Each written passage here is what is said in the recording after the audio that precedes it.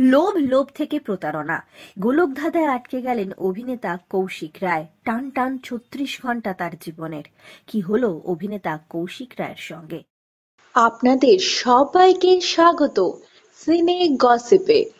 জনপ্রিয় অভিনেতা কৌশিক রায় ছোট পর্দায় একাধিক কাজ করেছেন তিনি। এবার ওয়েব সিরিজের জগতে পা রাখলেন তিনি। ওয়েব সিরিজে দেখা যাবে তাকে অভিনয় করতে। ৩৬ ঘন্টা নামক ওয়েব সিরিজে নজর কাড়বেন অভিনেতা কৌশিক রায়। নিহার নামে এক ব্যবসায়ীর চরিত্রেই নজর কাড়বেন তিনি। আমরা অনেক সময় দেখেছি ব্যবসায় অনেক সময় ক্ষতি হয়, তার জেরে নানান গোলকধাঁধায় আটকে যায় অনেকের জীবন।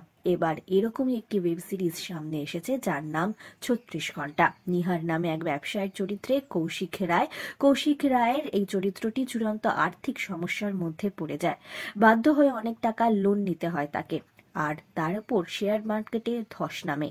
পাওনাদারেরা তার পিছু নেয়। এই মতো অবস্থায় যখন জীবন একেবারে ওষ্ঠাগত, তখন তিনি হঠাৎই কাকতালীয়ভাবে একটি গাড়ির দেখা পান, যেখান থেকে তিনি পান প্রচুর টাকা।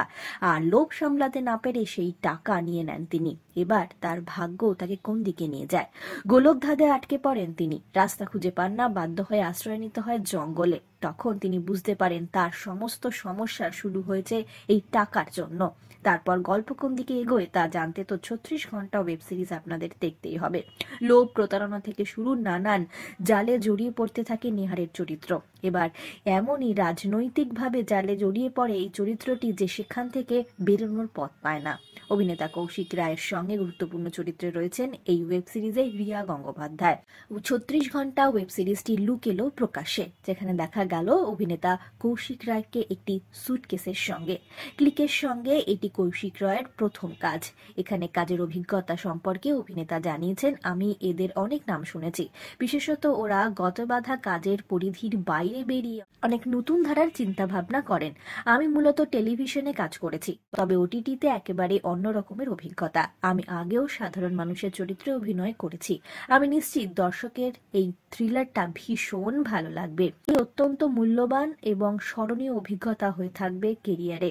অভিনেতা কৌশিক রায়ের সঙ্গে কাজ করার সুযোগ জন হালদারের মতো পরিচালকের। সবটা মিলিয়ে অন্যরকমের একটি ভালো লাগা রয়েছে এই ওয়েব সিরিজের সঙ্গে, এটাই মনে করেন অনেকেই।